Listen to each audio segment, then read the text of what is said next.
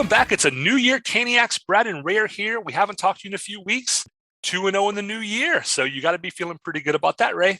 You got to be loving it. Happy New Year to all of our listeners. All the best in 2022. And the Hurricanes have certainly been getting all of the best in these first two games anyway. Undefeated in 2022.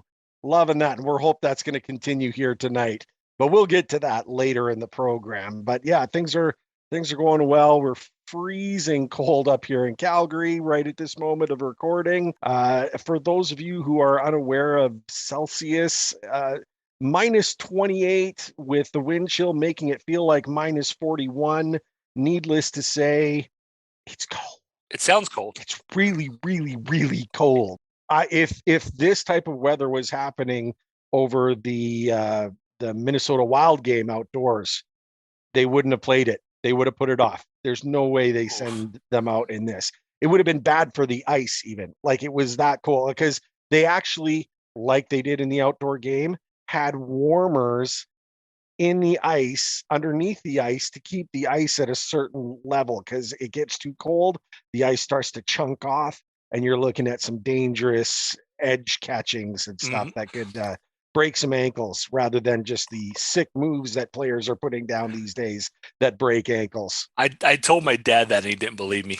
I said, you're from Ohio. You should know about cold ice. But he said, too cold? I said, too cold. Too cold. Too cold. But no, otherwise, it's been great. It's been fantastic. You look good, Ray. And I got to say, you appear to be wearing something new. Would you like to tell us what that is? Well, I got to tell you, pretty thankful for all of the things that I receive in gifts and stuff from my wife, my daughter, my friends. They take care of me and they show their appreciation for me around Christmas. But one gift in particular was unbelievable. What I am wearing now, and it is a Hartford Whalers jersey, but it's actually a New England Whalers jersey. The very old school one from the WHA. And it was the last jersey right before they switched over to the one that most people are aware of, the Hartford one, which oddly enough, you're donning at the same time. I got on Dino. Great minds think alike. And it was a gift sent to me from a very good friend and a great man who's a New Jersey Devils fan in your neck of the woods. Actually, he lives right around Boston. Okay. And we're friends for a long time online. We've never had a chance to meet, but a long time friends online. He's meant a lot to me. Craig, I thanked him profusely, called him up immediately and thanked him profusely because I was stunned. It was jaw-dropping. A sweet sweater, Craig. It's stitched. He gave me the number one, stitching my name on the back as well.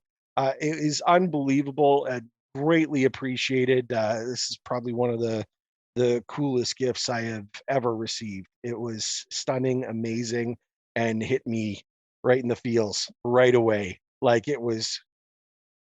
Do you ever get gifts that give you the impression, like, how in the world am I worthy of something this great? Not only do I, but I got one this year.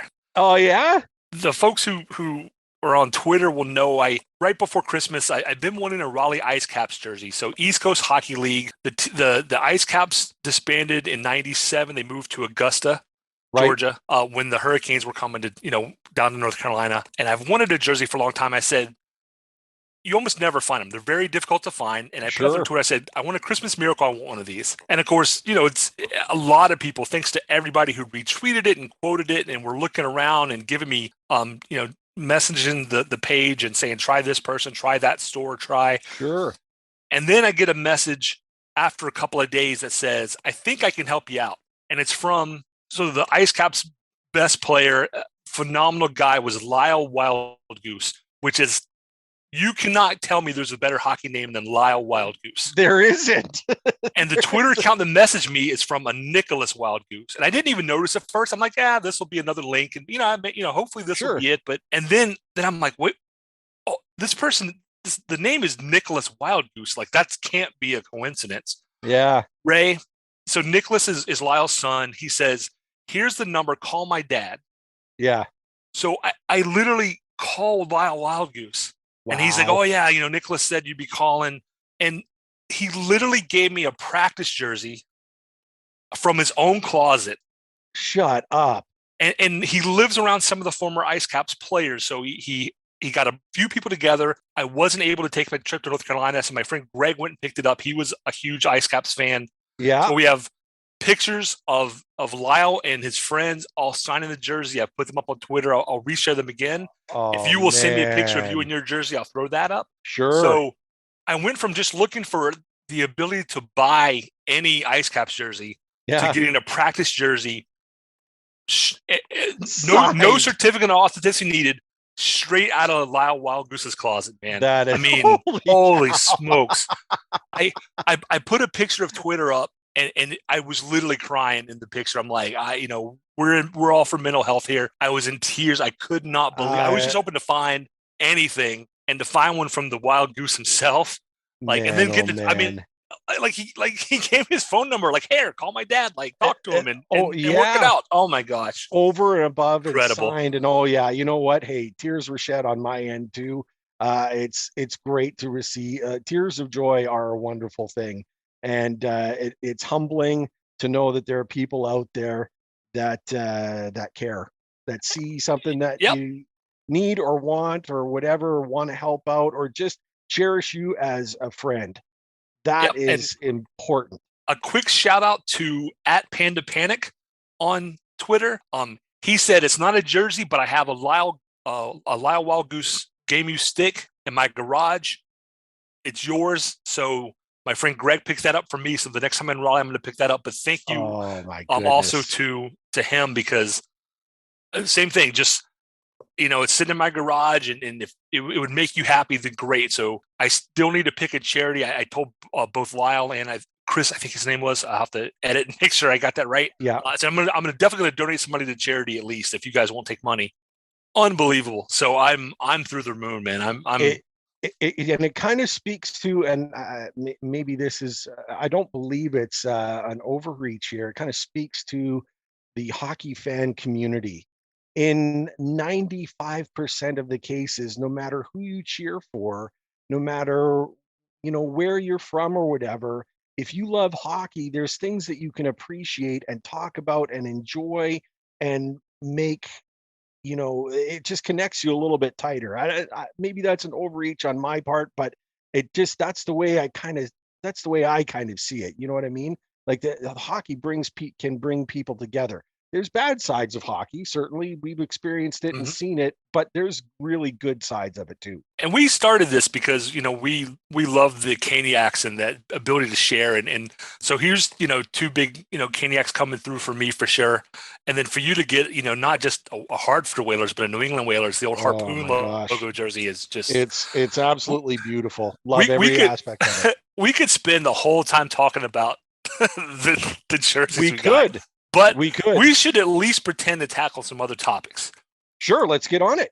So the Hurricanes seem past their COVID hump, right? We had a number of key players out, and it was amazing to me. I mean, the Wolves have been on a tear. They lost kind of bad last night. They lost 8-0 to the Ice Hogs. I'm sure one of our followers, Courtney, I'm sure you're happy today. She's a big Ice Hogs fan. But the Wolves players who came up, not only did they fill in, but it was very much a Seth Jarvis situation where they stepped right in. Chatfield, I thought, looked fantastic. Yep. Jory put up 2 points in 2 games. We didn't miss a beat.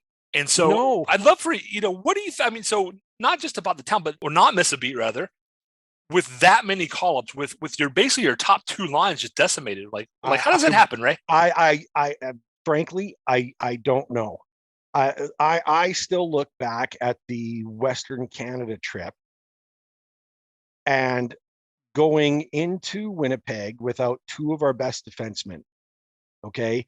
2 of our best, D'Angelo and of course, Slavin, not in the lineup. Or was it Slavin or was it Pesce? Pesce. My bad. Pesce. Not having those guys in that decimates a lineup. Ethan Bear had to end up being out of the lineup too later on. And guys we're just inserting next man up, right? And somehow Winnipeg's no slouch. Certainly Calgary isn't. They went in there and picked up a big win on Aho's shoulders, who is amazing. They go into Edmonton, another big win where they played unbelievably well. Again, short players. Then Aho gets stung and he's out. We lose the game in Vancouver by just a goal, if I recall. Mhm. And Vancouver certainly picked up the pace. But these are not slouch teams. These are not bottom of the league teams. These are amazing teams. And again, let's focus on the Oilers just momentarily, where they shut down Draisaitl and they shut down McDavid. That's how, you know what I mean? Like that's just unbelievable performance. Especially missing two.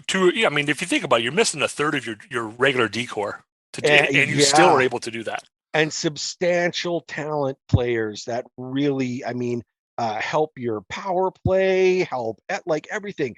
And they manage to get it through with the next man up, and they get all the way through.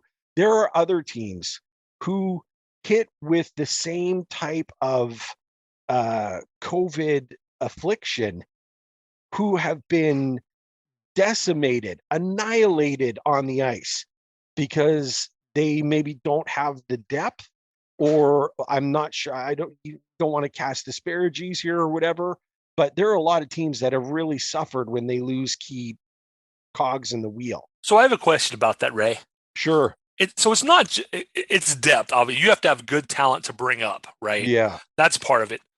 Somebody like Jalen Chatfield filled in Wow. marvelously So on that good. trip. But does this start and maybe start and end with the coach and the locker room? Well, look, I mean, he's he's someone in there that, you know, leads by example. And there's a lot of people, and I've heard lots of reports that talk about Rod, who, uh, Rod is tough. They don't want to say, militant and iron doesn't rule with an iron fist. He actually leads by example, and that's the important part.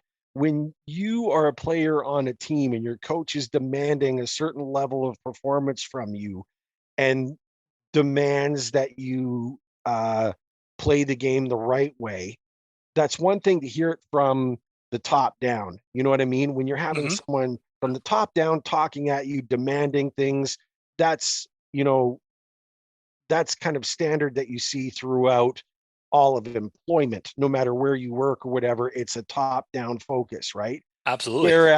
Whereas Rod is not, yeah, he's talking to you from the head coaching position, but he's beating you into the gym to do the workouts and he's in the trenches with you. You and I talked off air how it would not surprise me one bit for Rod to be able to lace them up and maybe play 5 minutes a game and still make valuable contributions. You know what I mean? 100%. Like Oh, he is yeah, absolutely. so fit and so strong and the right mentality. It's just leading by example. And I think that had a huge factor. The other thing, and we've talked about this in previous casts as well, where he puts belief into the young guys coming up. You looked at Seth Jarvis, who's coming in 19, 19, putting him on the power play, putting him on the second line. Now he's dropped down. Last night's game against the Flames, he played on the fourth line. That's not necessarily he's putting him in where he needs him Right. and he's shuffling the deck, but he's putting the belief into guys like Seth Jarvis who are coming in and saying, "Yeah, you can do this. I believe in you. You can get it done." And these new guys coming in, they're all getting the same message. You're here for a reason because we know you can play. You're part of a good organization. You can step in and perform admirably and perform well. And these guys just reflect that back. That belief that they get poured into them, they're reflecting back on the ice by their performance. And that, you don't necessarily get from a top-down militant iron fist type of stance. You know what I And mean? I do. And so when I think of like militant hardcore, you will do what I say, coaches. Like somebody that jumps out would be like Torts, right? John Tortorella. Tortorella, wow. You're gonna do it my way, or you're gonna ride the bench. And he's made some multi millionaires ride the pine. Indeed. But it is different in my mind. If John Tortorella is yelling at me about you're gonna do it my way or the highway, that's different than me than a Rod Brindamore doing the same. Like he could do the same thing. Because one, I don't think Rod would yell. Rod would walk up to you very calmly and be like, I'm the boss. I'm in charge. This is what needs to happen. I expect you to do it. There's not going to be yelling and screaming. I wonder if Rod Brindamore is in the unique position because of who he is and how he lives his life and how he goes about his business, of being able to rule with an iron fist and still be a player's coach. Because typically those two things are the antithesis of each other, right? They're the opposites. Yeah. But I wonder if, because like to me, Rod doesn't have to yell and say, you need to be in the gym, you can't miss leg day. The way he doesn't yell is when you show up at whatever time you're supposed to show up, Rod's already either in the gym or has been in the gym and is now in the shower and is now in the suit because he did that 2 hours ago. He's got more work to do. A lot of guys have been players who have become coaches, but I feel like Rod is so unique in that he's not that far removed from being a player. And he still, like we said, could play. I really honestly believe he could put in a few shifts a night and get away with it. And you're not going to see that from anybody else I could think of. I mean, and so I wonder if he's the one person for whom being a player coach, or I'm sorry, being a player friendly coach, as well as having tight iron control of the locker room, is something he can actually do just because of he's Rod Brindamore, Yeah. He I've seen him get hot behind the bench at times, and raise a little bit of hell and raise his voice and get serious with some of the guys and say, look, enough is enough. He's certainly done that with the refs. He's been fined for it as well, right? So he's not afraid to raise his voice and raise a little hell and stuff. But in the same respect, you're right. I think because he is not that far removed from being able to get back out on the ice, because he's been in the trenches, he's captained a Stanley Cup team, he knows what it takes to win, and he can speak the players' language. He can relate to the players and what they're experiencing, what they're feeling, understand. It's kind of funny, you can demand a lot out of a players, but I can guarantee you that most of the players on every team demand a lot out of themselves. They're not there, and once they get to the NHL, they just say, meh, I made it. I've got my, huge contract or whatever, and now I don't have to perform. No, they are actually demanding of themselves and stuff. And the guys that actually have done that in the past, where they say, I've got my contract or whatever, they fall by the wayside. They're not We've seen that. I mean, I used to love Bates Battaglia to jump in. And I feel like at some point for Bates, hockey wasn't the focus, and something happened and he just wasn't the same player after that one big run. Oh, the BBC line. Wasn't that great? And the opposite of that as to what you're saying is Andrei Svechnikov signs his big contract. Yeah. Yeah. I was saying, so Andrei signs his big contract and he's staying late after games and putting pucks in the net. I don't know that there's a harder working person. And I'm jumping ahead to last night's game where he scored 2 goals, but he has had so many near misses. He could easily have 15, 20 goals by now. There's been so many, posts and things that nobody's worked harder, to your point. I mean, yeah. So I think like you say, like Rod is just speaking the player's language, and he's relating to them, whether they are the, elder statesmen on the teams. I'm looking at Jordan Stahl, who's super experienced, been around there forever, or guys like Chad Field, Seth Jarvis, the young kids that are coming up. He can speak to them all and get the most out of them. Which, there's people are saying so much about, who's going to be the Jack Adams winner this year. Well, Rod has to be still in the mix for that as well this year. And you don't Absolutely. usually see them winning 2 years in a row. I don't know that it's ever happened where a Jack Adams trophy winner has won 2 years in a row.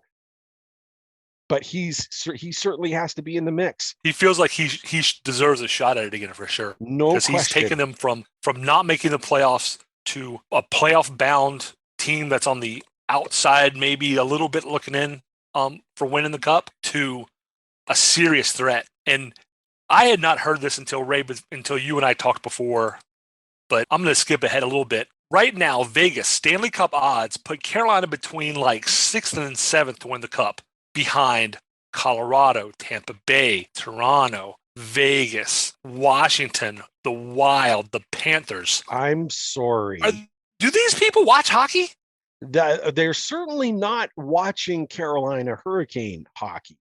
They are not watching or paying attention to what they're doing. And frankly, if you're a betting person, you would love for them to just keep on ignoring Carolina and downplaying them, because you're going to get a bigger return on your money should the Hurricanes win. To be put down into that second level when they are the best team in the league, if I recall correctly, they are on top of the league in points right now, top of the table. They are, and I think we're in second, but I think we also have like 4 games in hand, to be fair. We do. That's exactly it. So percentage point wise, they are on top of the league. They have the best goals. They have a fantastic goal differential. They're not allowing a lot of goals in the. I mean, it's unbelievable the way they're playing. And I was trying to figure out before the game, are they not getting their respect, or are they just shining the bright lights on teams like, Colorado, right? Who has Makar making a friggin' unbelievable overtime goal winning. That was nasty. Move. Holy crap. Like, he deked me out of my pants. Never mind Marc-Andre Fleury's. Like, it was unbelievable. That move was sick. Move was sick. A fantastic goal. But then they look at Tampa Bay. Now, a reasonable argument that I can understand and agree with, even though I refute tiny. Tampa Bay is a back-to-back Stanley Cup champion, and they have a great team, and they have a solid lineup. And until you beat the champ, you're the champ. So that's right. It's natural to have Tampa near the top, right? As the team to beat, as worthy of a few dollars if you're looking into betting and gambling and stuff like that. But to completely ignore Carolina and the way they have played and how they've navigated through COVID with this depth and this style of play, I'm sorry, it's kind of a slap in the face. It really is. And Vegas is a team, a lot of injuries. Toronto has been on a hot streak. I look at somebody like the Washington Capitals. So they're ranked ahead of Carolina in Vegas. The Capitals are in the mix. They're 5th in the league in points right now because they have 8 overtime losses for 8 points. Yeah. The Hurricanes have 8 losses, Ray. Total. Washington has 15. So when you tell me that, well, I think the Washington's a better team than Carolina, I have to know. And I know, I mean, the answer is in part is betting odds are not based upon who's really going to win and loss. It's about where's the line supposed to be to make Vegas the most money? Right. So they're not, we're kind of picking at something that's not really accurate here, but most people portray them as, and it would make sense if that was true, if Carolina was maybe 2nd or 3rd, maybe, and you think, okay, well, Colorado's on the cusp and there's just a lot of people who are going to bet Colorado. Yeah. But to have them like 7th is, I think, not only is it a slap in the face, but Carolina's winning percentage right now is a 7.66. And the next closest team was Florida with a 7.21. And then you get somebody like the Capitals who are ranked above them in Vegas, and they're down at a 686. Yeah. With 8 overtime losses compared to, the Hurricanes' 8 losses. So, yeah, it's strange. Part of me wonders whether they are rated higher simply on the OV factor. The fact that they have sure losses. They're more popular. Yeah, they're more popular, and let's face it, losing those games in overtime, those easily could have gone the other way if it wasn't in a shootout or whatever. However you decided, they could go the other way, which means the Capitals are never out of a game, really, when That's you true. look at it that way. I mean, I can kind of see the, you know, blurring of the lines there for them and stuff like that, to leaning that way. But you made it so succinct, perfect. They've lost 15 games. They lost 8 overtime games. That's on their list. 8 overtime losses. Carolina's only lost 8 games. But both teams have lost 7 games, not including overtime. Yeah. We've had 1 overtime loss and 7 regulation losses, and they've had 7 regulation losses and 8 overtime losses. I mean, it feels weird. I'm at one point, I listen to a lot of sports radio all over and I'm always jumping up and down and waving my arms saying, "Hey, over here, guys, you're missing something. You're missing out. You're not paying attention and you're disrespecting us." And then I think, you know what? Go ahead and just disregard us. We'll keep playing the game. We'll still have Rod in the gym with the players, working hard, doing things the right way, and we'll keep going. And at the end of it all, you're going to find out exactly what this Hurricanes team was all about. It almost harkens back to the really old days where if you were a Hurricanes fan, nobody else is probably watching you, although that's not as true today. But if this team really goes deep and anything, special happens, even the new Hurricanes fans, the people that have just signed on in the last couple of years because they finally picked it up and been winning, we welcome those fans. I'm a bandwagon person. Bandwagoners, bring them on. Come on. There's room for all of us. Plenty more room. Because people that start as bandwagon fans become lifelong fans, right? Yeah. And if people outside the league and people outside of Raleigh don't understand what this team is about, that's fine. That can still be our little secret, right? Yep. Because, I mean, the things that stand out to me are right now, Pittsburgh is super hot. They're on a 10-game win streak. Yeah. But the Hurricanes are second on a 5-game win streak. And we've already had win streaks of like 9 and 8 this year. Yeah. And then the other one that sticks out to me is goal differential. Right now, Carolina is sitting on a plus 43. Isn't that amazing? Colorado's got a plus 33 in there in second. And then it drops below 30 after that, or it drops to 30 for both Toronto and Florida. That's just insane. It's fantastic. I mean, look, and I will raise my hand and admit, I was really concerned when we dealt Ned. I was concerned when Ronta and Anderson came into the mix. I was happy to land Anderson. I didn't know what to expect. Same. I didn't know. I mean, I figured he would certainly benefit from having a much deeper D in front of him than in years past. Same goes for Ranta. But I didn't know that we would be turning in this type of performance. You look at last night's game, I'll touch on this. How Mr. Anderson, to use a Matrix reference, love it, did not end up like he was the first star.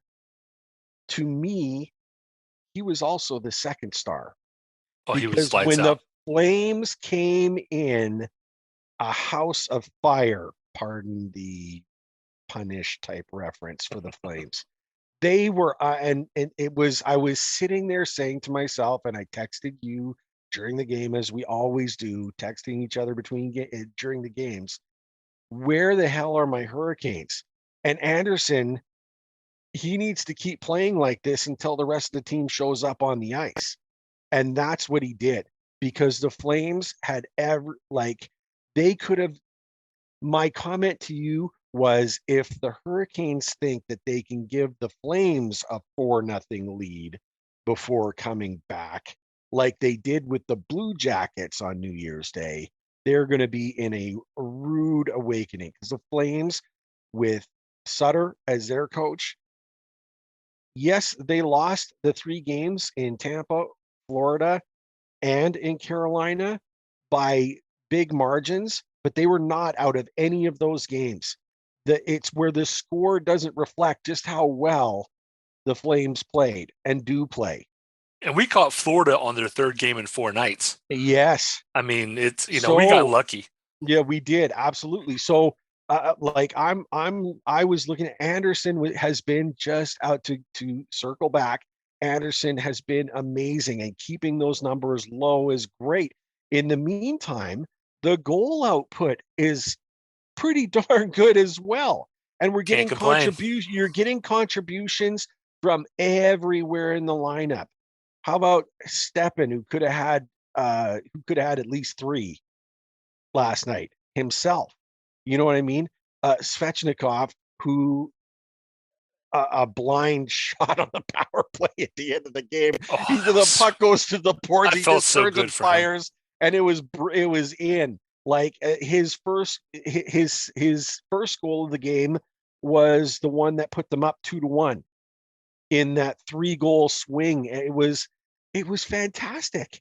It was fantastic. You had to love everything, the contributions, everyone. Of course, there's Aho, who beat the Oilers by himself. Not literally, but you understand what I'm saying. Yeah. He was on the ice. He was so good. Same, he did it to the Flames as well. I mean, Aho is just wow. So, everything about Seabass. Seabass is our top point scorer, and you mentioned depth in scoring. So even though Sebastian's got 35 points right now in the year for the Canes, he's not even in the top 10 in scoring league wide. He's 14th. No. And I like that, because people will continue to underestimate him, but it also means that, guess who 1 and 2 are? Oh, geez. McDavid and Draisaitl, right? Yeah. So that's the difference to me is the Oilers are, they both have 53 points. McDavid and Draisaitl 1 and 2 in scoring for the league. And then if you look for Edmonton, there's nothing. All of the Oilers. If you shut down those 2 guys, you win. All of the Winnipeg Oilers figured that out eggs, last year. Exactly. All of the Oilers eggs are in one basket. And the Hurricanes have like baskets in their hands, under their arms. They got a backpack on. Exactly. There's eggs everywhere. They're just playing. They're getting contributions from everywhere.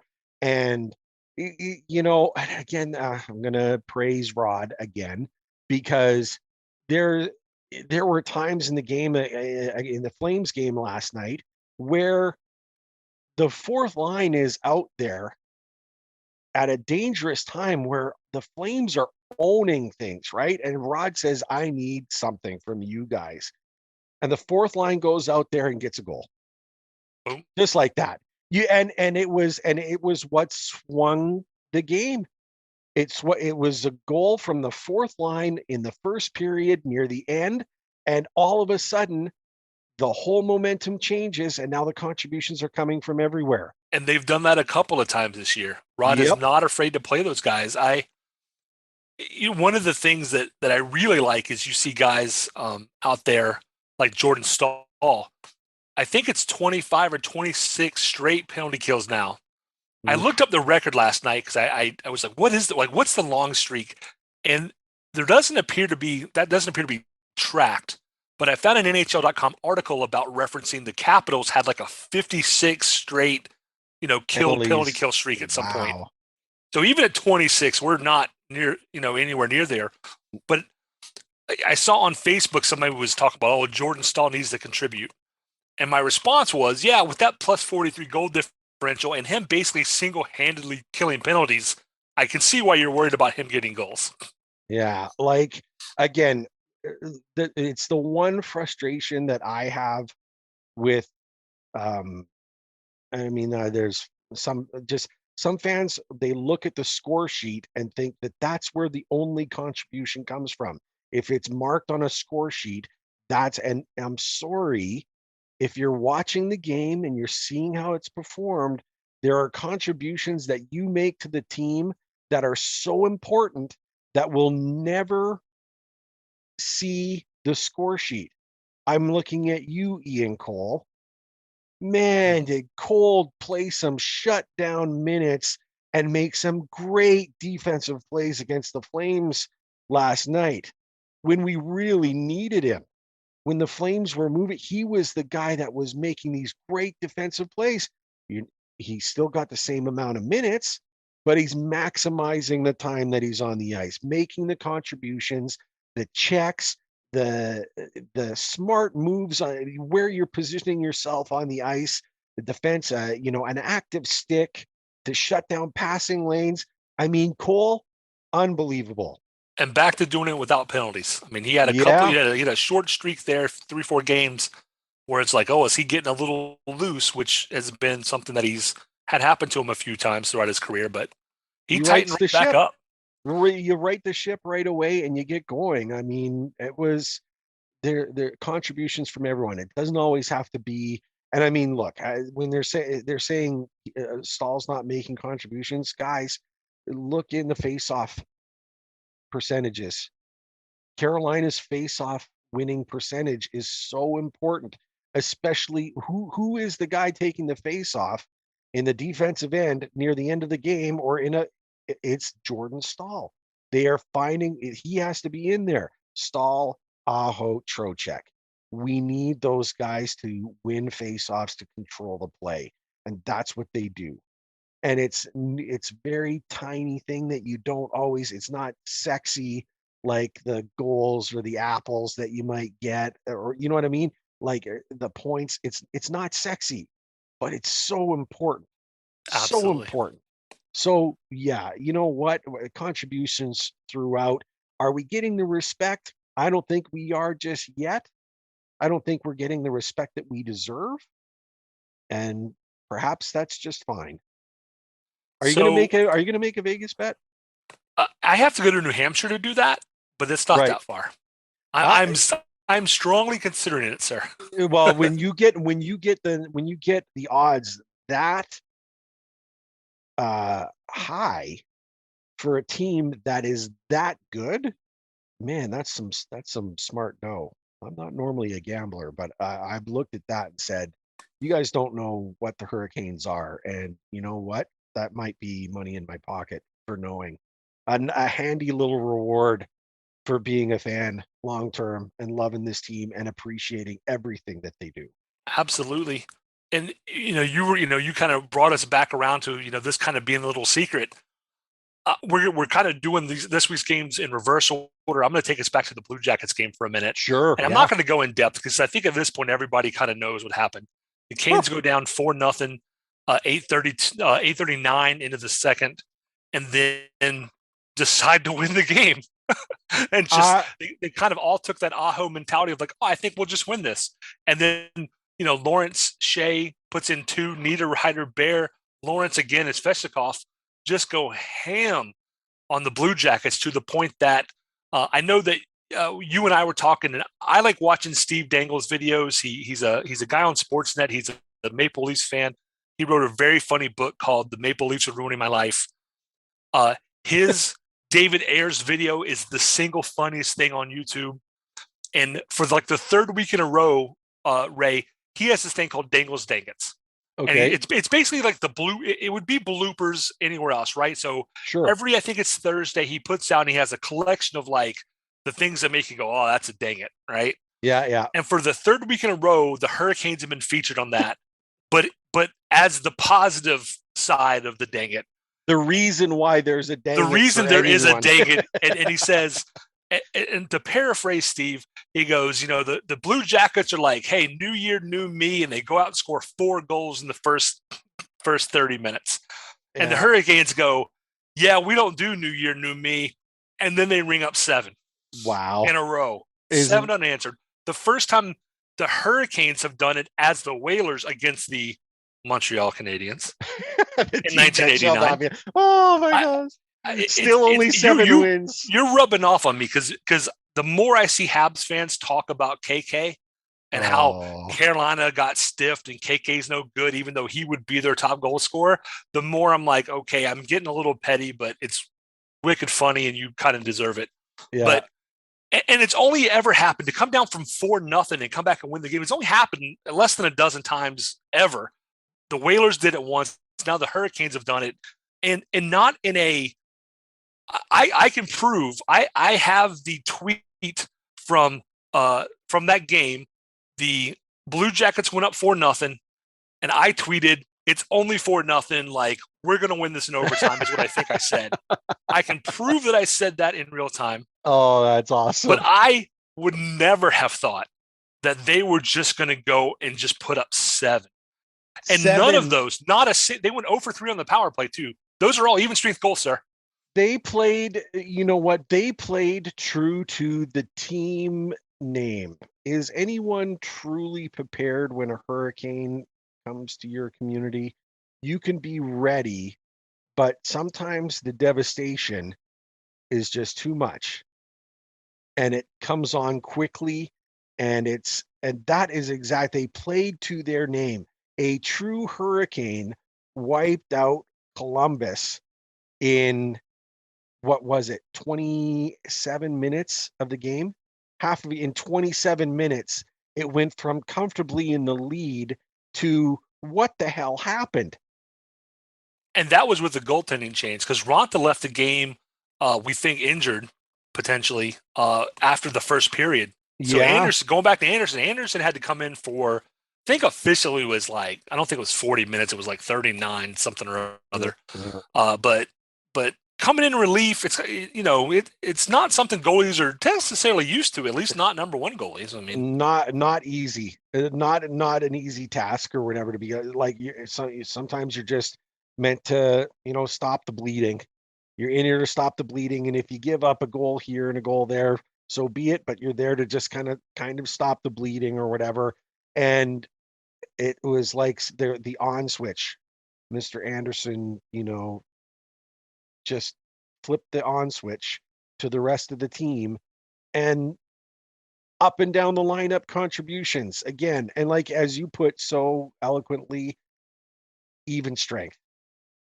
There was no, it was, I mean, I laughed and I was like, it was hard for me to believe that it went like that. Like, you don't expect 7 straight. It was, wow. I missed the first period, and then the turnout. I'm like, well, I'm going to watch anyway because they're not out of it. I truly believe that. Yeah. Then I sent the tweet, and then I'm like, okay, I'm going to take my son. We're done at my in-laws. I'm going to take him scooting so he can get a little exercise, get out, the nice but cold air. And while he's scooting, every now and then I'll yell, and he's like, huh? I'm like, no, they just scored again. No, 30 seconds later, no, they just scored again. You're fine. You're not doing anything wrong. I'm just good. I'm just good. Celebrating. It's that game should always be a reminder to me that as much as I'm a demanding fan, I demand a full 60 minutes. When the puck drops in the first period, you are there and putting in your best effort for a full 60.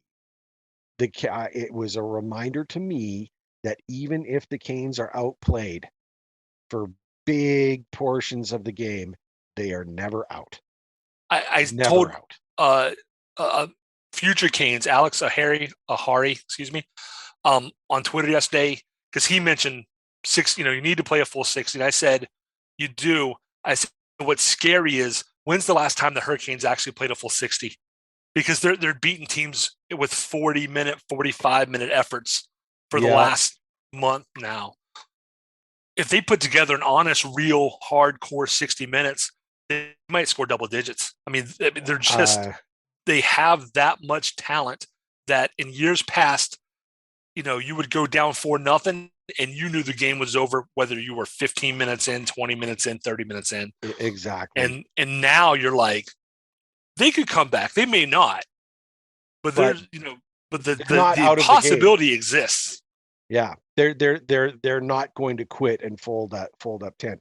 And speaking of 60, they're definitely going to need 60 for tonight's game, which is going to be huge.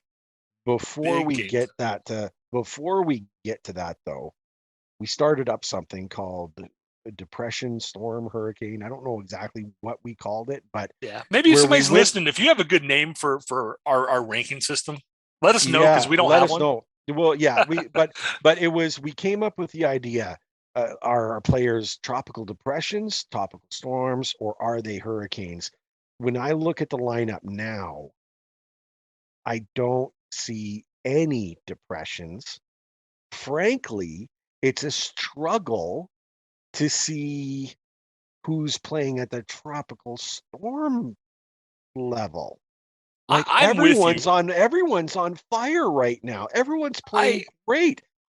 It I could be, struggled, Ray, and the only thing I could come up with for a tropical depression, and this is as nitpicky as it comes, is we mentioned it the Facebook post a little bit ago about Jordan Stahl, and yeah, like he's the only person I think I could even make a case for, but to be very poignant about it, that would be me being nitpicky yeah, because he's doing everything but scoring. And he yeah. actually got an assist last night. So if you want to say So he's scoring on the in score general, sheet. he's on the score sheet now. Yeah, That would be the only nitpicky. For a tropical storm, before last night, I would have said Svechnikov right. only because and it's not even his fault. He's doing all the right things.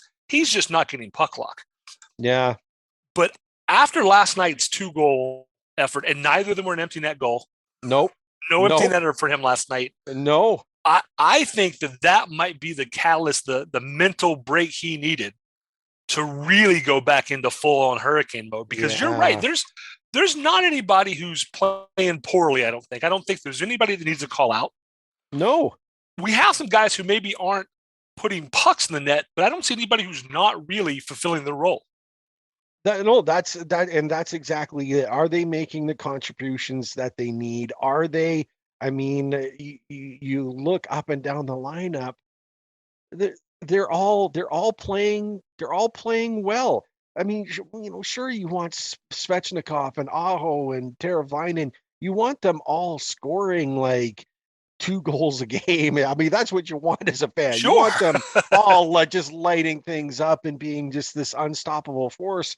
But they're helping contributions elsewhere. You know what we called Nino out for a while. Nino has, if I was not mistaken, 9 points in the last 10 games. He's been one of the guys that has just jumped to the fore. That whole depth of lineup and scoring from everywhere in the lineup, he stepped up in a big way.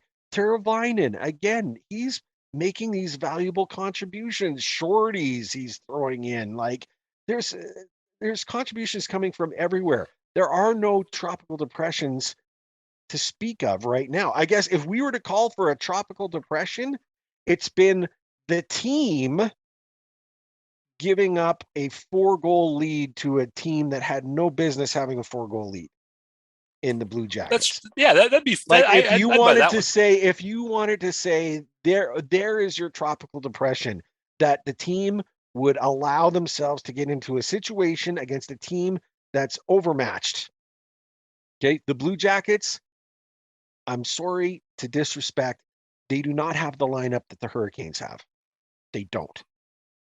And the Hurricanes found themselves down 4-0, and then someone brought the hurricane to town, and boom, it was done. So I guess I guess, and if I'm again being nitpicky, it's the same thing. The first 15 minutes against the Flames last night as a team, they were shaking off the rust. And Clearly, very clearly. Yep. I had, they, because they didn't play since for last night. There was 6 days in between games. And, I said, I understand rust, but this is more, it felt like more than rust when I was watching it. And I have a good friend who was messaging me back and said, no, truly, this is rust. You can play it at practice speed, but game speed is something different. And unless you're playing games on a pretty steady, regular basis, you can fall into that kicking off the rust type thing. You got to get back up the game speed, right? And he was right. The Hurricanes again found their game speed at the end of the first and continued the rest of the way. all hurricanes, no needs to no need to get nitpicky and call it like, I mean, again, that to me, that feels like a stretch.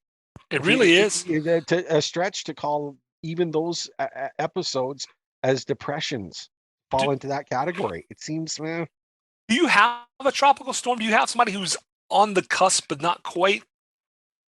Somebody who's giving, oh, like I said, I'll put Svechnikov out there because he's trying, and it's not really his fault. But there he I think has another level to get to. Is the way I'm thinking about it in my mind. I brought up Trocheck the last time, and he ended up scoring a goal immediately You'll after I bring him said up it. again because that was against Florida, That right? was against Florida. And so, you know what? I'll do it again in so much as he's still making his contributions. I love what he's doing. He has taken a lot Always more penalties than usual. he is, and I just asking for a little bit more, and it's for his own good that I'm asking for more. In so much as this is his contract year, he may he may not be returning, so I want to maximize in the investments that you have. Mhm. And he is a great he he can be a great contributor. He can be the player, and he's done it in the past where he's the one that's dominating the game, where he jumps to the front and it's Trocheck doing the things in front of the net, winning the faceoffs, getting to the front of the net, score some of those dirty goals that you need to have, And that you against his need to former have. team tonight, it wouldn't surprise me if he does what he did Motivation last is time, and there. he because I think it really is because I think that I mean he was one of their best players. He was injured. I think that he might agree with people like myself who think that they kind of gave up on him. I think a little early, Way which too early. I'm not going to complain about because he's here. Yeah. But I could see him having a chip on his shoulder, having been dealt for sure. Yeah. Yeah. So, that, I mean, again, and it feels nitpicky, and, I'm That's sorry. okay. You So know, not Trocheck, nitpicky. we love you. We love you. We love what you're doing. Keep working hard. Keep making those contributions. And let's start tonight against these Panthers, because the Panthers are for real. They They are. are legit. One sports announcer last night made a point to say, when, if ever, has the going for teams going through the gauntlet on a road trip, when is that ever meant a trip to Florida? Ever. Sure. Going into to play against the Panthers and the Lightning these days, teams are dreading that. They know what they're in for. It's brace yourself, solid hockey. Look, Bobrovsky, I mean, he has Very he solid. has he can lay an egg every now and again. But if before we got Mr. Anderson and Ranta last year and we had dealt Ned, if someone came to you, Brad, and said Bobrovsky wants to come to Carolina, do you, do you pee a little bit and take him? I mean, honestly, like I would say, yeah, yeah, I would take him in a heartbeat. He's unbelievable. Steady, solid performer who can do the job. And look, then you go into the lineup and they've got some all-star players on that team, you know. They're This is good. gonna be a So tough one. to beat them tonight, you're going to need Hurricanes, full Yeah, fledged Category 5. everyone's got to be on board from the moment the opening puck drop. Do you have one that stands out? Do you have an MVP of the week? A Caniac or a Kane to whom the other Kane should be following for this? Who's this week's Hurricane for you? Well, I mean, and to me, and it's low hanging fruit, but we're going to need Aho. We're going to need Aho because look, he's going to be marked closely tonight. Make no mistake. Florida knows everything about Sebastian Aho, and they know he's a threat, and he's going to have to overcome that and lead the way. And if he's giving 100%, all of that funnels down. And he's got great passing. I mean, everyone's going to have to really step up. I want to see Natchez flying. You know what I mean? I want to see him flying and getting off those quick, hard shots off quickly. Like it's such a. I mean, I'm thinking of it. Do you think that they play Huberto's line against Aho? Quite I possibly. I mean, mean, that's probably what it's going to be. And you look at all the talent on the ice, those two lines right there, I, just with those two players. I mean, my oh my gosh. I'll say so. My Hurricane for right now, and I think we're going to need him tonight. I have to go with Brady Shea, who's been Oh, on fire the last two games. I he's mean, he's up to 12 points, I think it is, 4 goals and 8 assists, just under zero point 0.4 points per game. But he has just been a timely one man goals. wrecking ball when they needed one. Yeah, very, very timely offensive contributions and stuff, and still been solid on D or whatever. I mean, he's checking in, but what an amazing pick that is. And Because you're right, that's definitely not the low hanging fruit that Aho is. You Brady Shea is, yeah, some valuable contributions when we need them, and solid D. Yeah, Brady Shea, he's what a been great much. pick.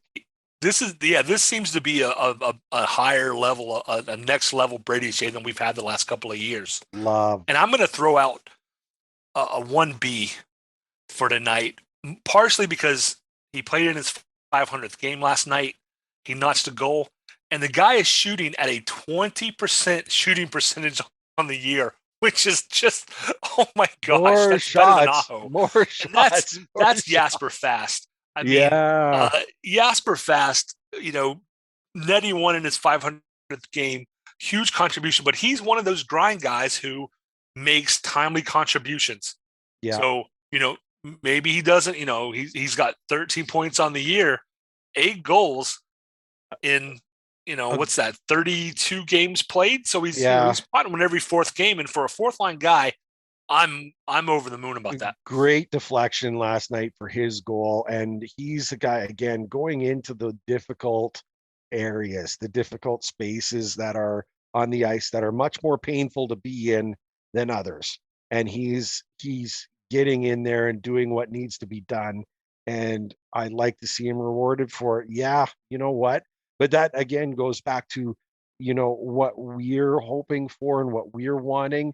Those are names that are not necessarily right at the top of the list, right?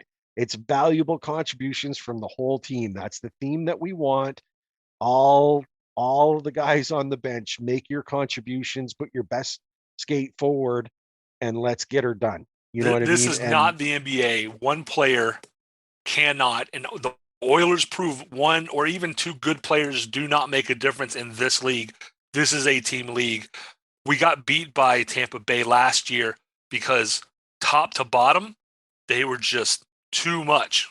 yep, And I don't know that there's anybody better than the Hurricanes this year. There are some teams that are right there. There's kind of yep. a small group, but I can't say there is. I cannot pick a team and honestly say they are better than the Hurricanes, No, and we're going to need that.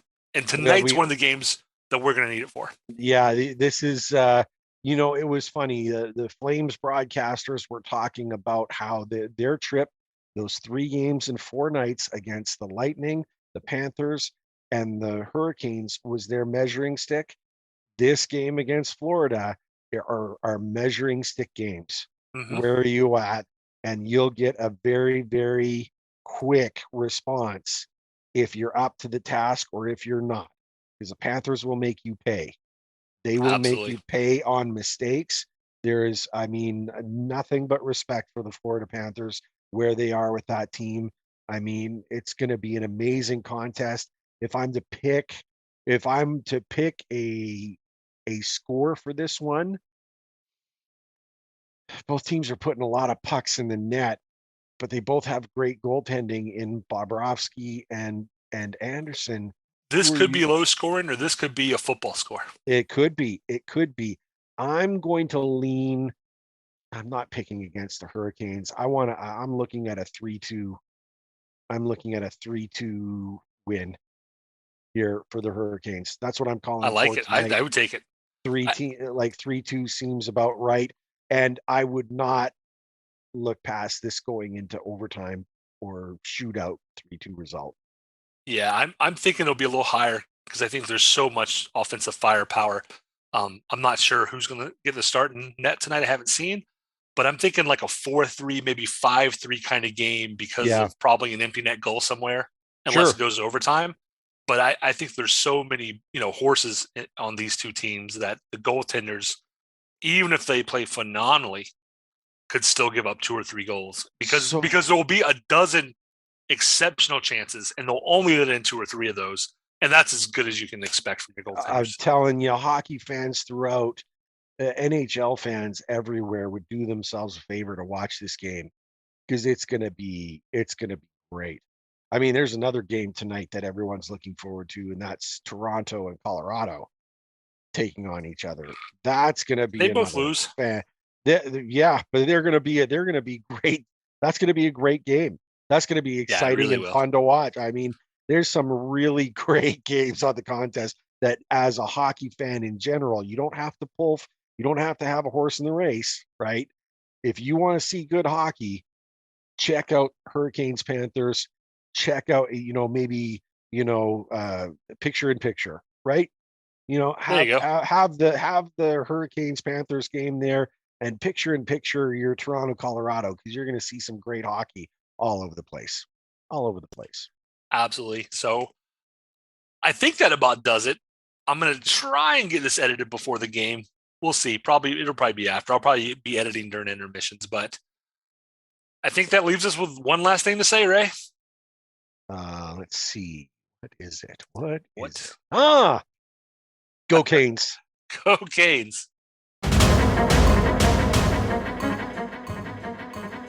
Thank you, everyone, for tuning in. Ray and I greatly appreciate your support in helping us produce an informative and fun podcast. As always, we'd like to say that we believe hockey is for everyone. Whether you're a Caniac or a bunch of jerks, doesn't matter, as we're just a couple of jerks anyway.